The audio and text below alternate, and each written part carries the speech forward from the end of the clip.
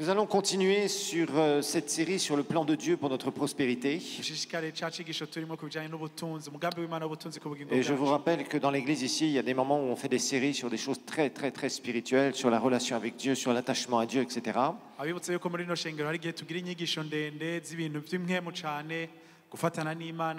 Mais là, je suis en train de faire donc une série sur notre prospérité, le plan de Dieu pour notre prospérité. Alors, nous avons vu que Dieu a de très bons plans pour nous et qu'il faut savoir y entrer. Et il a des plans de bonheur, non pas de malheur. Nous avons vu qu'il veut que nous mangions les meilleures productions du pays. Nous avons vu que l'argent est un instrument et qu'il faut que ce soit dans les mains de ceux qui sont sauvés. Et qu'évidemment, ça va être une grande bataille contre l'ennemi. On a vu les 3 niveaux financiers dans lesquels les êtres humains sont. La pauvreté, la provision et la prospérité. Je ne vais pas revenir là-dessus. Et ensuite, je vous ai expliqué que la vraie prospérité, c'est d'abord l'intérieur qui doit être travaillé. Et ça va se manifester à l'extérieur. Ce n'est pas le contraire. Beaucoup de gens justement se méprennent et se font avoir. Oui, ils disent à Dieu, Dieu j'ai besoin de ça, Dieu j'ai besoin de ça. Il y a des moments où l'économie va mieux, alors d'un seul coup ils sont boostés. Et puis quelques années plus tard ils rétrogradent. Pourquoi? Parce qu'ils ont cherché l'argent sans faire travailler leur caractère. Et rappelez-vous que la bénédiction sans le caractère, ça peut devenir une malédiction dans la vie de certaines personnes. Plus tu avances avec le Seigneur, plus normalement tu dois être proche du Seigneur. Quelle que soit la bénédiction que tu vis. Sinon, c'est que tu n'as rien compris à l'évangile de Christ. Le caractère va toujours avec la bénédiction. C'est pourquoi nous devons travailler sérieusement dans nos caractères.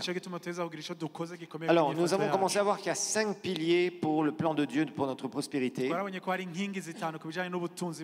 Et la première chose, bien sûr, c'est un changement de mentalité. Ça prend du temps et on a vu que la parole de Dieu nous enseigne sur avoir les mentalités divines concernant les finances. Savoir ce que Jésus a fait à la croix pour nous. Il est devenu malédiction, ça nous a été rappelé en partie par Emmanuel tout à l'heure. Et que Jésus est mort pour nos péchés, oui. Et il est mort aussi pour nos maladies. Et il est mort aussi pour notre pauvreté. Pour que nous puissions avoir accès à la prospérité du royaume. On a vu que les systèmes de ce monde vont s'opposer à ce que les chrétiens puissent être prospères. Pourquoi? Parce qu'un chrétien qui est très prospère, c'est un danger pour le diable. Pourquoi? Parce que, au niveau de la prospérité divine, quelqu'un qui est vraiment prospère selon Dieu, c'est quelqu'un qui voudra financer l'évangile. Et évidemment, quand on finance l'évangile, eh bien, dans des pays comme les nôtres ici, vous savez qu'une croisade d'évangélisation, telle que vous l'avez vu tout à l'heure, nous coûte moins de $1000 à faire. Avec $1 million, on pourrait évangéliser ce pays. $1 million, oui. On pourrait faire 1000 croisades. Il est dans les finances et il n'arrive pas à calculer 1000 fois 1000. $1 million. Il faut que kwizera kwanje gukura. Dufise umuriyoni w'amadolari twoshobora kuvuga ubutumwa mu Burundi bwose. Bon, on reprend parce qu'il est dans les finances, c'est un spécialiste des finances. Une croisade actuellement nous coûte moins de $1000. Avec $1 million, nous pourrions faire 1000 croisades. Non, j'ai pas dit milliards, j'ai dit millions. I milioni y'amadolari. Eh bien, nous pourrions faire 1000 croisades. Absolument, $1000. $1000 par croisade. Par croisade, imaginez-vous. Nous touchons plein de gens. Et il faut comprendre que ça c'est un challenge. Pour quelqu'un qui pourrait être super prospère, avec des gens qui ont soif comme les gens ont soif dans ce pays, vous pensez que le diable nous fait la guerre financière. Est-ce que vous comprenez quelque chose? C'est important ce que je vous dis ici. Vous comprenez pourquoi le diable essaie de garder le Burundi dans la pauvreté? Parce qu'il sait que si des gens prospèrent, qu'ils sont chrétiens nés de nouveau, on pourra évangéliser cette nation. Il y a environ 120 communes dans ce pays. Nous avons été dans 7 à 8 communes pour l'instant. On a encore beaucoup à évangéliser. C'est pour ça que nous avons un grand challenge. Et il faut qu'on le relève. Amen. Amen. Il faut que vous ayez une vision. Il y a environ 2000 collines. Mais on ne sait pas exactement. Sur Internet, on dit il y a environ, je ne sais pas. Apparemment, il y en a qui disparaissent par jour et il y en a qui réapparaissent. Je ne sais pas. J'ai regardé les statistiques sur Internet. C'est pas très précis, les chiffres ici. On parle d'environ 2000 collines. Et on parle d'environ 120 communes. 119. On disait il y en a 119 en 2016. Donc je ne sais pas, il y en a d'autres qui ont dû naître depuis. Certainement quelques-unes. Mais par contre, les collines, on devrait les connaître normalement. Puisque les collinaires sont élus, donc on devrait savoir à peu près le nombre de collines et de collinaires, non? Mais apparemment, les chiffres ne sont pas très précis, je ne sais pas pourquoi. Enfin bref, c'est juste une parenthèse. C'est pour vous montrer que les défis sont là. Les défis sont là simplement pour aller prêcher l'évangile. Imaginez-vous un peu. Et c'est là où justement, il faut comprendre pourquoi Dieu nous veut prospère. Vous voyez, je sais que le message souvent de la prospérité a été vraiment discrédité parce que les gens montraient soyez prospères, ayez les dernières bagnoles, ayez les belles maisons. Oui, ça c'est une chose, mais c'est pas ça le principal. Moi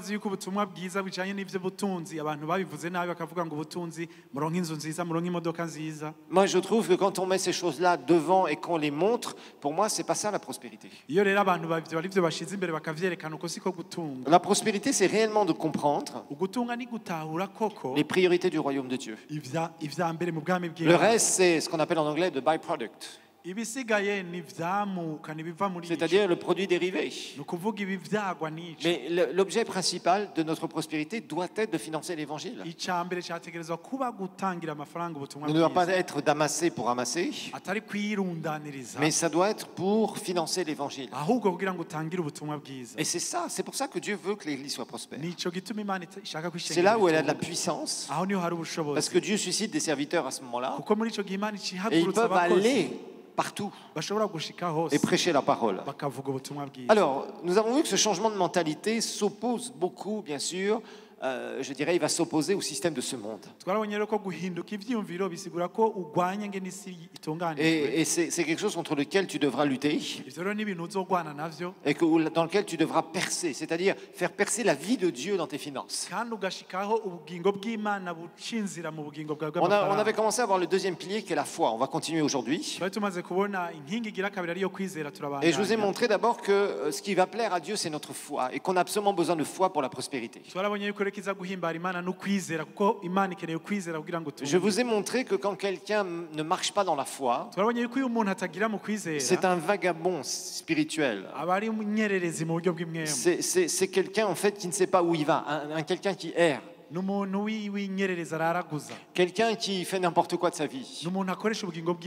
Pourquoi? Parce qu'il n'a pas de foi, donc il n'est pas stable quelque part. Il est là et il n'arrive pas à accrocher sa foi quelque part. Et je vous ai donné l'exemple de Caïn avec Abel. Et je vous rappelle que Abel est nommé parmi les héros de la foi parce qu'il s'est approché de Dieu par un sacrifice par la foi. Et Caïn était un incrédule. Pourtant, il avait tous les témoignages de ses parents, de Adam et Ève, qui leur avaient témoigné de comment était Dieu. Ils avaient vu Dieu face à face avant leur péché. Donc Caïn et Abel avaient tout le témoignage d'Adam et Ève avant la chute, donc dans la gloire de Dieu, et après la chute. Dieu a même parlé à voix audible à Caïn. Mais c'était un incrédule, un rebelle, un désobéissant. Et ça l'a amené où?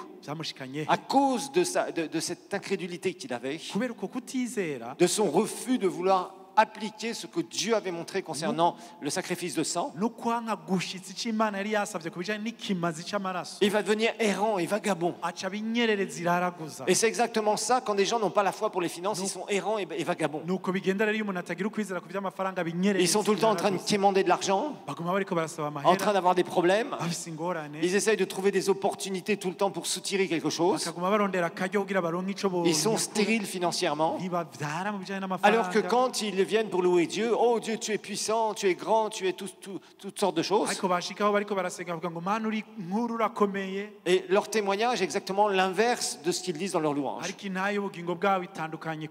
je vous rappelle qu'être trouvé pauvre est une chose, rester dans la pauvreté, une fois que tu connais l'enseignement du royaume, tu en es responsable.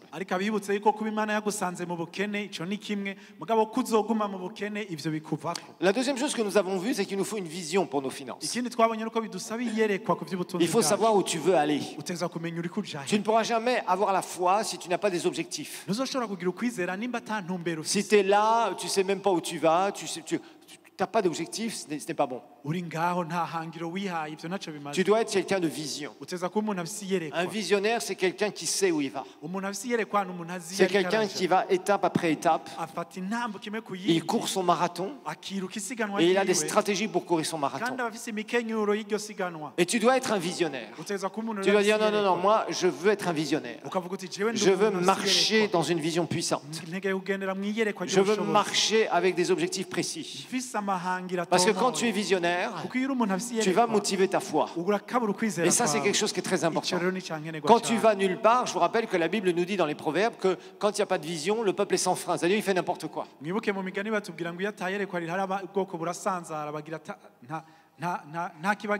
Et Dieu t'appelle à avoir une vision. Une vision sur tes finances. Qu'est-ce que tu veux? Qu'est-ce que tu veux réaliser? Qu'est-ce que tu veux que le Seigneur fasse pour toi? Quel est ton objectif d'aider le royaume de Dieu? Tout ça, c'est les questions que tu dois te poser. Tu dois savoir où tu vas aller. Tu ne dois pas être quelqu'un qui est sans vision ou qui veut faire comme monsieur tout le monde. Pourquoi tu veux faire comme monsieur tout le monde alors que tu dis que tu es spécial? Il y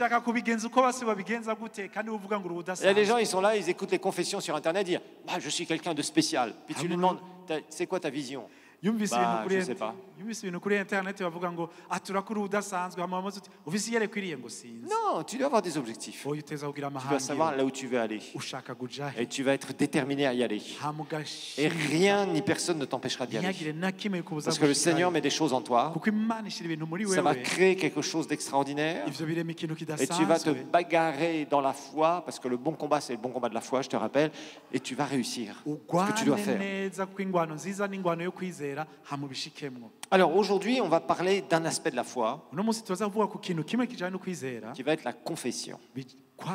On va parler de la confession. Parce que la confession, on va voir que c'est quelque chose qui est très important. Et on va découvrir que c'est la confession qui nous amène quelque part. Et on va voir que la foi, regardons un peu dans Hébreux chapitre 11, verset 1. On avait parlé dans Hébreux chapitre 11, verset 1, or la foi est une ferme assurance des choses qu'on espère. Et là on avait parlé d'avoir une vision, parce que l'espérance est toujours future.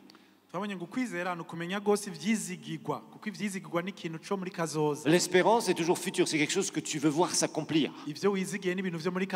C'est par rapport à des promesses, par rapport à une vision que tu dois avoir, que tu dois acquérir. Mais je vous rappelle que dans les cimetières, c'est là où il y a les plus grandes richesses.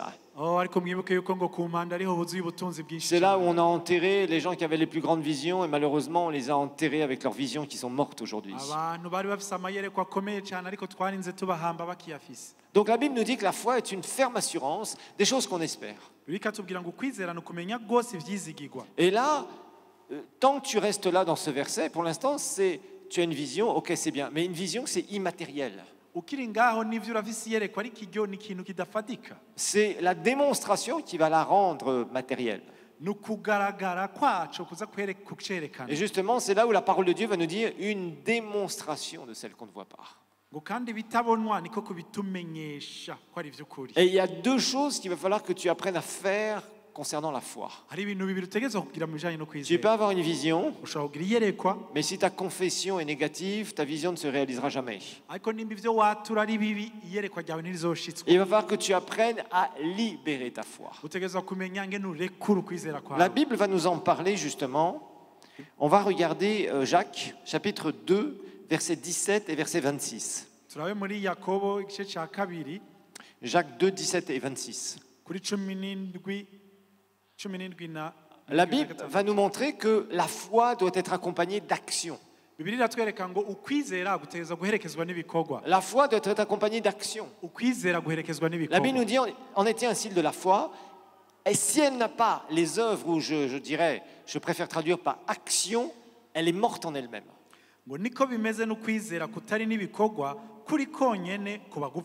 Donc, s'il n'y a pas d'action sur ta foi, elle est morte. Ça veut dire qu'il n'y a pas de démonstration. Ça veut dire que ça reste une espérance, ça reste un rêve, ça reste une vision. Et beaucoup de gens restent dans ce domaine-là. Ils sont là, on les fait rêver. On leur dit oui, avec Dieu, demain tout ira mieux. Tout ça, ça va terminer. C'est bien, Dieu va faire encore. Et Dieu va faire ceci, Dieu va faire cela. Et toi, tu restes sur ton siège et Dieu va tout faire pour toi. Non, je suis désolé, ça ne marche pas comme ça. Tu acquiers une vision, tu motives ta foi par rapport aux promesses que tu as, et après tu mets ta foi en action. Et une des premières choses pour mettre sa foi en action, c'est la confession.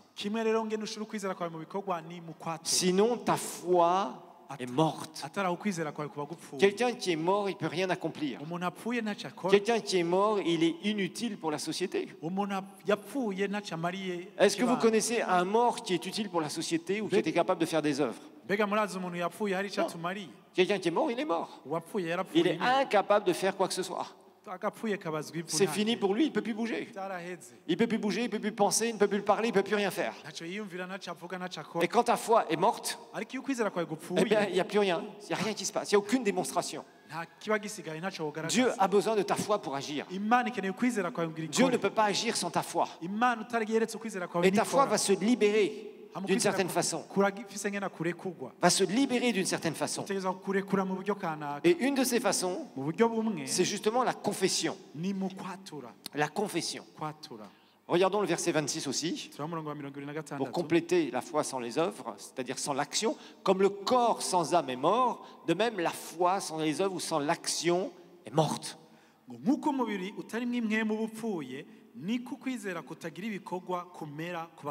Donc ta foi doit être accompagnée d'action. Si elle n'est pas accompagnée d'action, elle est morte. Ça veut dire que tu peux écouter des très bons enseignements, des très bons sermons. Tu peux être super motivé. Tu peux entendre des témoignages merveilleux et on aime bien entendre des témoignages. Mais vous savez, un témoignage, c'est bien, c'est beau, c'est super. Mais un témoignage, c'est pour l'autre. C'est pas pour toi. C'est pas parce que tu as entendu un témoignage que tu vas vivre ça. Parce que la personne, pour vivre ça, elle a dû obligatoirement marcher dans la foi, marcher dans les principes divins. Dieu a des principes, tu ne peux pas déroger à ces principes. Tu es simplement obligé de les connaître, de les appliquer et de voir le Seigneur agir. Mais tu ne peux pas passer à côté. On ne peut pas passer à côté. Tu ne peux pas passer à côté des lois du royaume de Dieu. Et une de ces lois, c'est libérer sa foi. Libérer sa foi. Si tu as une grande vision dans ta vie, que tu commences à motiver ta foi, cette foi peut mourir si tu ne la libères pas. Je vais vous donner un exemple sur le salut. Romains 10, verset 10. C'est très très intéressant. Romains 10, 10. La parole de Dieu va nous parler de la foi va nous parler de la confession et va nous montrer comment la confession nous amène quelque part quand elle est faite dans la foi. Regardons bien ici, c'est très important. La Bible nous dit c'est en croyant du cœur qu'on parvient à la justice, c'est en confessant de la bouche qu'on parvient au salut, selon ce que dit l'Écriture.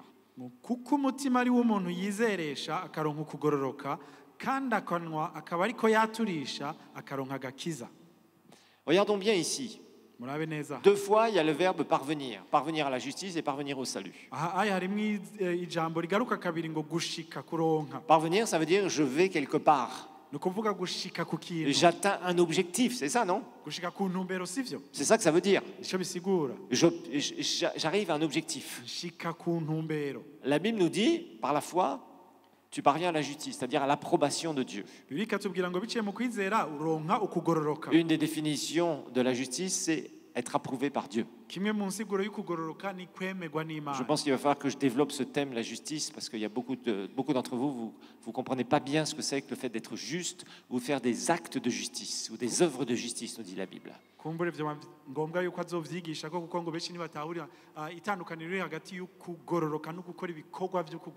C'est par ta foi que tu vas trouver l'approbation de Dieu. La Bible nous dit que sans la foi, il est impossible de lui plaire. La foi, c'est de voir comme Dieu voit les choses. C'est de parler comme Dieu parle sur la circonstance. La foi va t'amener quelque part. Mais regarde bien, c'est en confessant de la bouche qu'on parvient au salut. Pourquoi est-ce que quand il y a des gens qui se donnent à Christ, on leur prêche d'abord la parole et ensuite on les fait approcher pour qu'ils répètent la prière du salut? Parce que c'est un principe biblique, c'est une loi spirituelle. Chacun d'entre nous, quand nous avons été sauvés, il y a un moment où on a cru dans notre cœur, mais on n'a pas laissé cette foi enfouie dans notre cœur et mourir. Ta foi, si elle n'est pas libérée, elle va mourir. Ta foi doit être alimentée par ce qu'on appelle la confession. C'est une des choses que tu dois faire. Et c'est pour ça que quelqu'un qui veut donner sa vie à Jésus, il entend la parole de la foi, comme quoi Jésus-Christ est venu pour lui, qu'il a pris la punition à sa place, le jugement à sa place. Lui qui était sans péché, qui a été jugé, cloué sur cette croix, qui a été fait péché, qui a tout pris dans sa nature spirituelle, qui est mort et qui est ressuscité. Ça, c'est la parole de la foi qu'il entend. Et cette parole de la foi, quand elle est prêchée, elle crée la foi dans le cœur de la personne. Parce que la Bible nous dit que la foi vient de ce qu'on entend, de la parole de Christ. Et la personne entend, ça crée la foi dans son cœur. Mais la Bible nous dit que la foi nous permet de parvenir à la justice de Dieu. Ça veut dire que tu prends le sacrifice de Christ et tu dis, Jésus a payé à ma place, donc moi maintenant je peux être justifié. Je peux être en règle avec Dieu. Mais par contre, la Bible nous dit que pour vivre le miracle du salut, parce qu'être sauvé, rappelez-vous, c'est le miracle de la nouvelle naissance, à ce moment-là, tu dois confesser de ta bouche. Donc la confession va s'approprier le miracle de Dieu, et c'est indispensable. C'est libérer ta foi par ta bouche, c'est indispensable. Si tu n'apprends pas à le faire, et un certain nombre d'entre vous, c'est votre problème. On va parler de la confession négative et de la confession positive tout à l'heure. Mais il y en a certains d'entre vous, c'est votre problème. Votre problème, c'est pas que vous ne soyez pas capable de produire quoi que ce soit. Le problème, c'est que vous parlez des choses qui sont négatives dans votre vie. Concernant vos finances, concernant votre futur financier. Et plus tu le fais, pire ce sera. Nous allons en parler tout à l'heure. Là, ce que je vais vous montrer, c'est que la confession nous amène quelque part. La confession amène la démonstration de la puissance de Dieu. Bien sûr, quand elle est faite selon ta foi. Et ça, c'est important. On va voir justement l'équilibre entre la foi et la confession. La confession seule n'amènera rien. Moi, j'ai vu des gens comme ça voir toutes sortes de trucs ou écouter les prédications dans tous les sens. Et je vous rappelle, c'est pas d'écouter les 50 prédications par semaine qui fait de vous des gens spirituels. Hein. Non, ce qui va faire des gens spirituels de vous, c'est comment vous mettez en pratique la parole de Dieu. Donc, avoir je dirais de l'information et de l'enseignement de la parole, c'est très bien. Mais si tu ne le mets pas en pratique, ça ne te servira de rien. Ça annule complètement la puissance de la parole de Dieu dans ta vie. Donc la Bible nous montre que la foi doit être libérée par la bouche. Et c'est là où tu parviens à la démonstration de ce que tu crois, de ce que tu espères.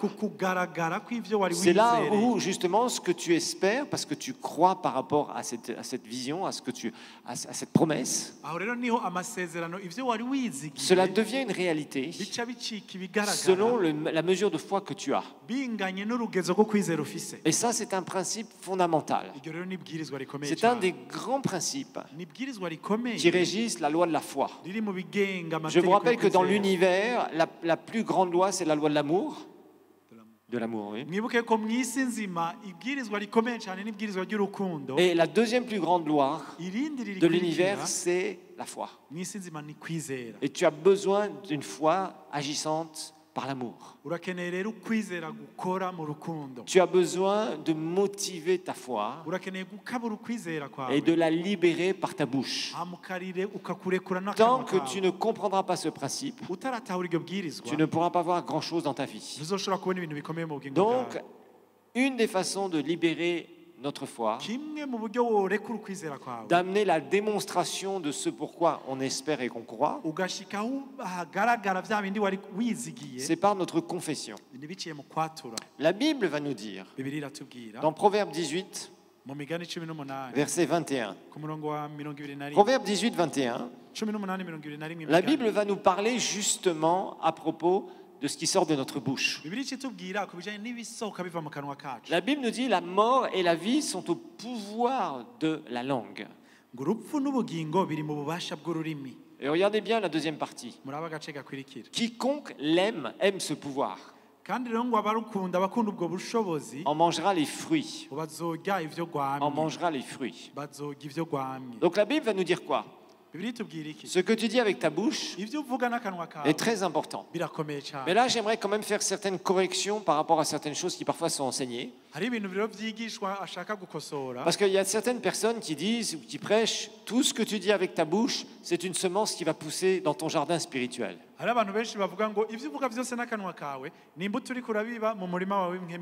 ne suis pas d'accord avec ça. Non, moi j'ajouterais, tout ce qui est dit avec ta bouche, avec une conviction profonde, là ça va porter quelque chose dans ton jardin spirituel. Ça va faire pousser quelque chose. C'est comme si tu prends 100 graines de pastèque par exemple. Oui, tu les sèmes. Est-ce que tu vas avoir 100 plantes de pastèque qui vont sortir? Non. Jamais tu verras ça. Il n'y a jamais 100% des graines qui vont germer et qui vont créer une plante. Il y en a une partie, et une partie va lever, et une autre partie va mourir. Certaines graines vont mourir.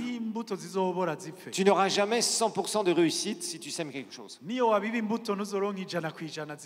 Et c'est seulement celles qui sont de bonne qualité, qui sont bien arrosées, qui ont toutes les conditions pour germer, qui vont germer. Il peut y avoir plein de paramètres qui empêchent une graine de pousser. C'est la même chose avec tes paroles. Toute parole que tu prononces ne va pas porter forcément un fruit, positif ou négatif. Par contre, il y en a un certain nombre qui vont le faire. Et c'est là où tu dois faire attention.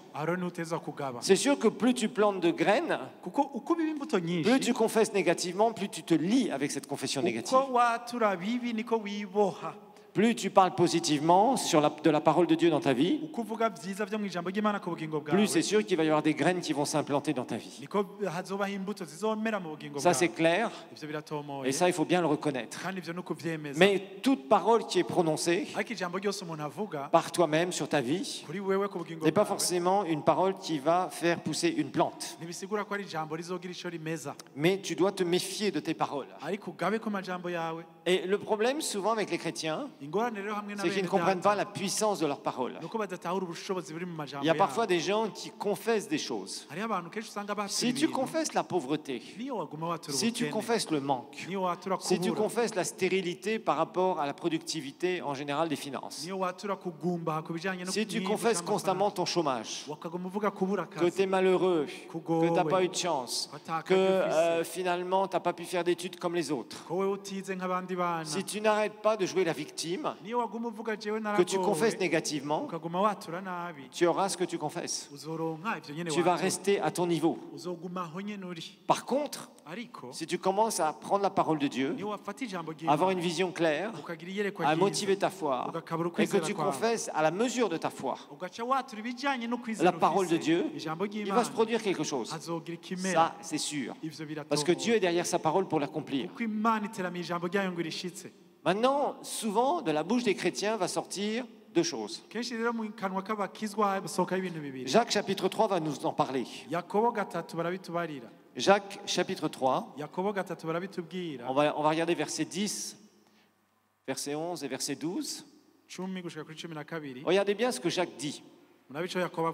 Il dit, de la même bouche sortent la bénédiction et la malédiction. Et il dit, il ne faut pas, mes frères, qu'il en soit ainsi.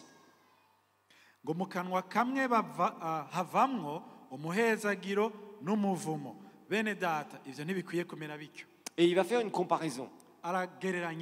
Verset 11, il va dire, la source ou une source fait-elle jaillir par la même ouverture de l'eau douce, c'est-à-dire de l'eau potable, de l'eau qui donne de la vie, et de l'eau amère, c'est-à-dire de l'eau empoisonnée?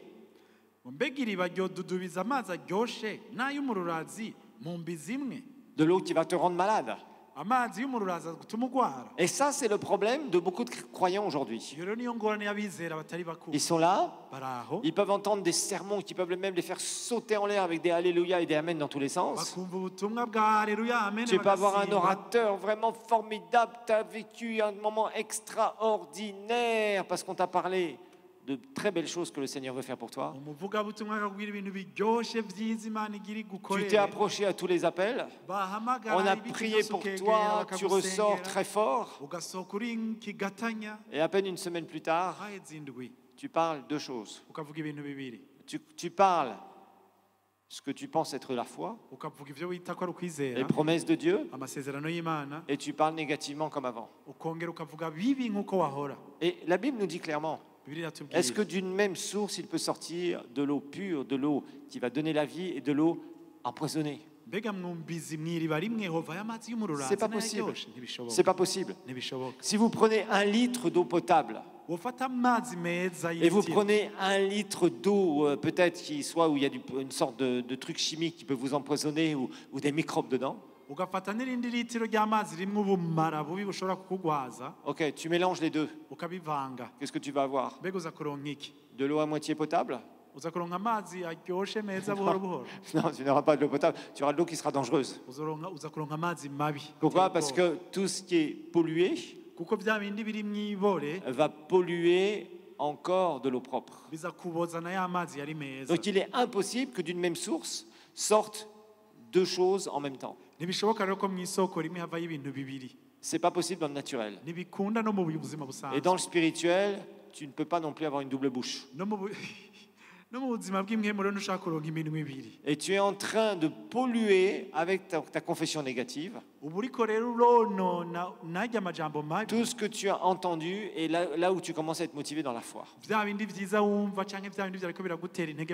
Donc si tu veux prospérer, tu te dois de parler la parole de Dieu sur ta vie. Tu vas parler la parole de la foi, là où tu as la foi. Tu vas apprendre à motiver ta foi, à déclarer ta foi. Arrête de déclarer la pauvreté. Arrête de déclarer le chômage. Arrête de déclarer les choses négatives, même si des fois tu es exaspéré par certaines situations. Plus tu le fais, plus tu vas te lier. Les Israélites se sont bloqués comme ça. Ils ont dit, on ne peut pas. On ne peut pas, on va rester à mourir dans le désert. Et ils sont morts dans le désert.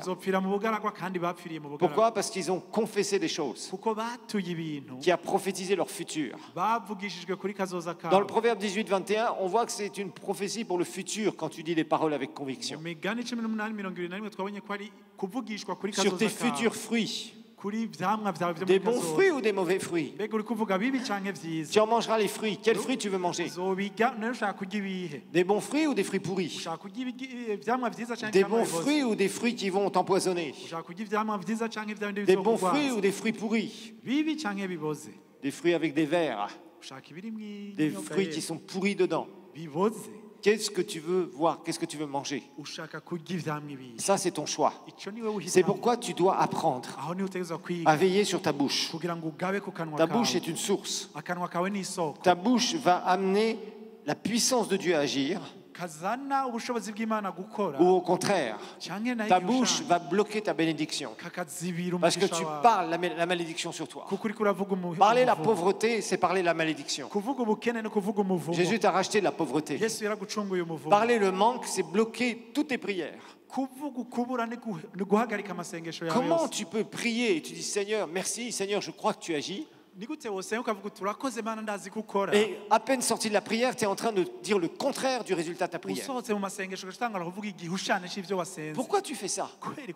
Tu ne vois pas que tu es en train de violer une loi spirituelle ici? Jacques a dit dans Jacques 3 que la langue, c'est un petit membre de notre corps. Mais c'est ce qu'il y a de plus dur à maîtriser. Ce que tu vas parler. Il faut que tu apprennes à parler ce que la parole de Dieu dit de toi. Mais pour ça, comme je le disais précédemment, il te faut une vision. Tu ne dois pas rester en disant je ne sais pas où je vais. Non, une vision t'amène à vouloir des objectifs. Devant ces objectifs, tu motives ta foi par la parole de Dieu. Romains 10-17 nous le dit. Romains 10-17 nous dit que justement la foi vient de ce qu'on entend de la parole. Donc une fois que tu as une vision, tu te fixes des objectifs. Étape après étape, comme je vous ai expliqué. Ne te fixe pas des objectifs trop grands parce que tu n'arrives pas à motiver ta foi. Et tu vas être complètement découragé. Tu vas te retrouver par terre en disant j'y arriverai pas, j'y arrive plus. Parce que les défis sont trop grands par rapport à ta foi. Tu dois fonctionner étape après étape. Des étapes de foi. Des étapes où tu commences à découvrir comment fonctionne la foi. Et à ce moment-là, tu motives ta foi encore par la parole de Christ. Je vous rappelle que ce n'est pas le nombre de sermons que vous écoutez qui est important. C'est la façon dont toi, tu vas te nourrir avec la parole. Et tu dois passer du temps à te nourrir dans la parole. Parce que ce n'est pas en écoutant des sermons que la parole, que la foi va venir. Les sermons, l'enseignement va t'aider à comprendre certaines choses. Mais tu dois toi-même avoir une relation avec la parole de Dieu. Tu dois toi-même passer du temps dans cette parole. Tu dois la méditer.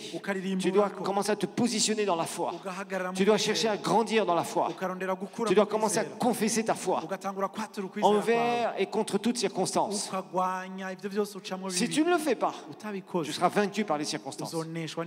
Tu seras vaincu par les mentalités du monde. Satan te mettra par terre tout le temps. Pourquoi? Parce que tu n'as pas compris comment ça marchait. Donc tu dois avoir la vision dont tu as besoin. Tu dois te fixer ces objectifs, étape après étape. Tu dois te plonger dans cette parole. Et une des choses que tu dois faire, c'est parler la parole de Dieu.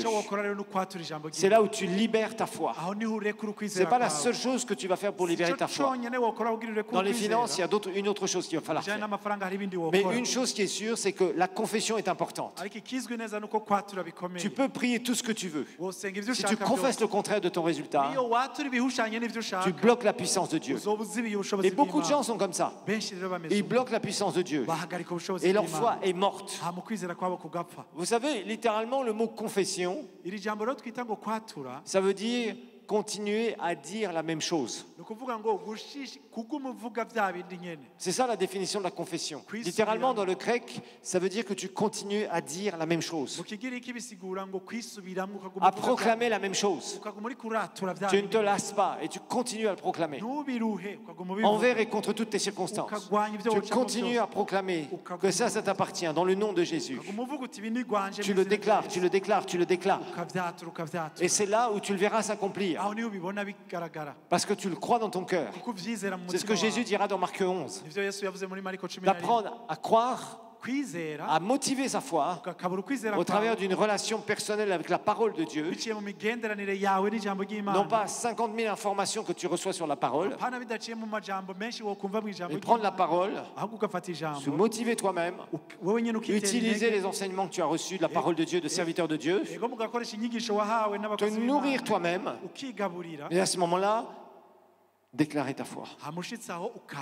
Rappelle-toi que la confession, qui veut dire constamment la même chose, t'a amené au salut, t'a confessé ton salut, et tu continues de confesser ton salut. Et tu es sauvé, ça t'a amené au salut. Ça a amené une démonstration des choses que tu ne vois pas. Et tu verras par toi-même l'accomplissement, la consommation de ce salut. Donc c'est un principe dans lequel tu ne peux pas passer à côté. Tu dois apprendre vision, motivation de la foi et confession. Si tu fais ça, tu vas voir, la puissance de Dieu va commencer à se libérer dans ta vie. Si tu ne fais pas ça, que tu confesses négativement, tu es en train de semer des graines dans ton jardin spirituel. Et ces graines-là, il y en a qui vont pousser et qui vont faire des arbres terribles. L'arbre de la pauvreté va venir te couvrir de son ombre.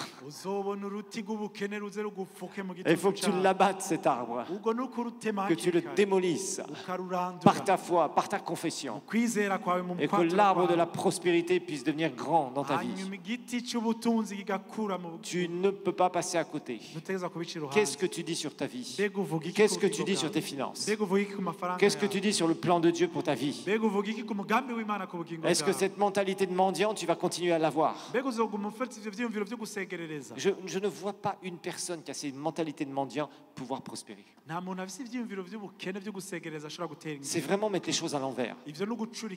Tu veux qu'on prie pour toi. Si tu confesses le contraire, il n'y a rien qui va se passer. Tu vas aller réclamer de l'argent à droite à gauche et on pourrait même te donner 10 millions. Ça va te brûler dans les mains. Pourquoi? Parce que tu n'as pas ce qu'il faut à l'intérieur de toi pour pouvoir prospérer. Tu n'as pas mis les valeurs de Dieu. Ce n'est pas l'argent qui est ton problème. C'est ta bouche qui est un problème. Pour certains d'entre vous, c'est ça. Donc, un des problèmes de certains d'entre vous, c'est votre bouche. Il va falloir que tu guérisses ta bouche.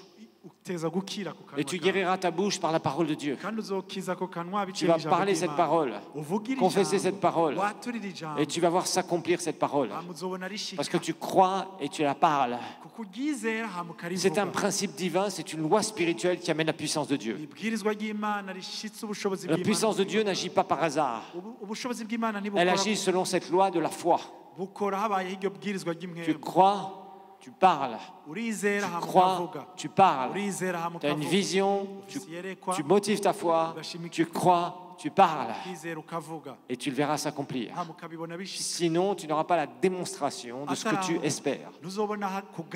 Tu vivras toujours dans l'espérance, tu seras toujours dans des galères, tu vas toujours te trouver des excuses. Et franchement, les chrétiens sont les champions du monde sur les excuses.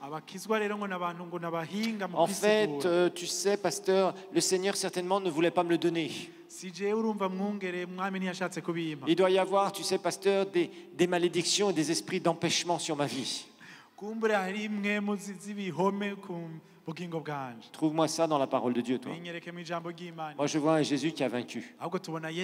Je vois un Jésus qui est mort pour notre pauvreté, pour que nous puissions être prospères à tous égards. Je vois un Jésus qui nous fait des promesses ici. Tu dois rentrer dans ces promesses. Tu vas te battre dans le bon combat de la foi. Tu vas changer de mentalité. Tu vas guérir ta bouche parce que tu auras acquis une vision. Et tu vas t'en sortir. Et tu vas être un des financiers du royaume de Dieu. Ça doit être ton désir absolu. Et tu dois avoir les yeux sur ce que le Seigneur veut faire dans ta vie. Et il va le réaliser dans le nom de Jésus. Tout dépend de ton attitude. Rappelle-toi que tu dois collaborer avec le Seigneur. Si tu ne veux pas collaborer avec le Seigneur et que tu attends à ce que Dieu fasse tout pour toi, ça ne marchera pas. On va se lever, nous allons prier. Et nous allons aussi appeler ceux qui veulent donner leur vie à Jésus. Alléluia. Père Céleste, nous te remercions. Seigneur, merci parce que dans ta parole, nous avons tous les outils pour pouvoir voir ta main puissante, Seigneur. Tu nous as tout donné, Seigneur. Seigneur, nous savons que nous n'avons pas un deuxième Jésus à attendre, mais que Jésus est venu et qu'il a tout accompli. Son sacrifice a été complet. Et Seigneur, tu nous demandes de fonctionner selon les principes de ton royaume, Seigneur, selon les lois spirituelles du royaume. Et tu veux que nous apprenions ces lois spirituelles. Et Seigneur, je prie pour que chacun ici puisse découvrir la vision que tu as pour lui. Oui, mon Père, parce que tu veux que nous ayons une vision. Tu veux que nous sachions là où nous devons aller. Et tu veux nous aider, Seigneur, dans cela. Et Seigneur, par-dessus tout, tu veux que nous puissions acquérir cette foi personnelle. Rappelle-toi, mon frère, ma sœur, quand tu as été sauvé, tu as reçu Jésus comme ton sauveur personnel. Tu as dû avoir une foi personnelle. L'Église ne peut pas sauver. Les baptêmes ne sauvent pas. Lire la Bible ne sauve pas. Ce qui sauve, c'est ta foi et quand tu confesses ta foi. Et c'est ce que tu as fait si tu es sauvé ce matin. Si tu es sauvé maintenant, c'est ce que tu as fait. Tu as appliqué ce principe que j'ai enseigné ici, de croire et de parler. Croire et parler. Croire et parler. Tu dois faire la même chose dans les différents domaines de ta vie. Et dans les finances, tu dois le faire. Tu dois parler la bénédiction de Dieu. Tu dois parler sur toi, je suis prospère. Je refuse la pauvreté. Je refuse d'être encore appelé pauvre, même une seule journée. Je refuse d'être appelé chômeur encore une journée. Je refuse de manquer de quoi que ce soit. J'ai un Dieu qui est riche. J'ai un Dieu, Jésus s'est donné pour moi. Il a été fait pauvreté pour moi, pour que je puisse être enrichi de toutes sortes. C'est ce que ta parole dit, Seigneur. Merci parce qu'il n'y a plus de malédiction sur moi, Seigneur. Et Seigneur, ces circonstances, je vais les détruire autour de moi. Et je vais marcher dans la foi. Je vais confesser la parole de Dieu. Je vais obéir au Seigneur. Prends ces résolutions ce matin. Ne te laisse pas abattre par les circonstances. Ne te laisse pas avoir par tout ce que tu peux penser ou toutes les mentalités que tu as pu avoir jusqu'aujourd'hui. Mais apprends à fonctionner selon le Seigneur. Repens-toi de toutes les confessions négatives que tu as fait sur ta vie. Oui, c'est terminé, j'ai plus rien. Je n'ai rien. J'ai rien. Oui, j'ai rien. Il faut m'aider. J'ai pas d'argent. Tu te rends compte de ces confessions? Un fils ou une fille de roi. Non, tu dois te révolter contre ça. Tu dois te révolter contre ça. Et tu dois dire, ça, c'était du passé. Et Satan, ce n'est pas mon futur. Ce n'est pas mon futur. Tu dois apprendre à confesser ça. Si tu ne le fais pas, tu resteras tel quel. Et tu mourras dans ta pauvreté. Et le Seigneur te dira, pourquoi tu n'as pas écouté la parole? Quand tu iras au ciel, il te dira, pourquoi tu n'as pas écouté ma parole? Pourquoi tu ne l'as pas mise en pratique? Pourquoi elle est juste passée dans une oreille et ressortie par l'autre? Pourquoi? Alors que le Seigneur voulait te bénir. Change ta confession. Refuse de parler négativement sur tes finances, sur ta vie en général. Et déclare que tu es prospère à tous égards. Déclare que ton Dieu est grand, puissant, vivant, qu'il habite en toi et qu'il change tes circonstances. Et tu le remercies pour cela ce matin. Fais-le. Tu vas voir comment Dieu va changer les choses. Et débarrasse-toi, guéris sur ta langue. Que ta langue soit guérie de ces confessions négatives sur les finances. Il faut que tu guérisses de ça. Il faut que tu guérisses de ça. Et prends la résolution d'être guéri de ça. Afin de penser comme la parole de Dieu pense. De parler comme la parole de Dieu parle. Et de voir la démonstration de ce que tu ne vois pas encore, tu vas le voir et démontrer devant tes yeux. Ça sera l'accomplissement de ta foi. L'accomplissement de ta foi. Remercie le Seigneur pour ça. Pour encore plus d'informations sur les activités de l'église El Shaddai, rendez-vous sur notre page Facebook Église El Shaddai de Bujumbura et interagissez sur des programmes mis en ligne en les partageant avec vos amis. Et n'hésitez pas à cliquer sur J'aime. Visitez aussi notre chaîne YouTube Église El Shaddai de Bujumbura, où vous pourrez télécharger gratuitement les enseignements et les prédications que vous aurez aimés. N'hésitez pas non plus à visiter notre site web www.ministère-elshaddai.com.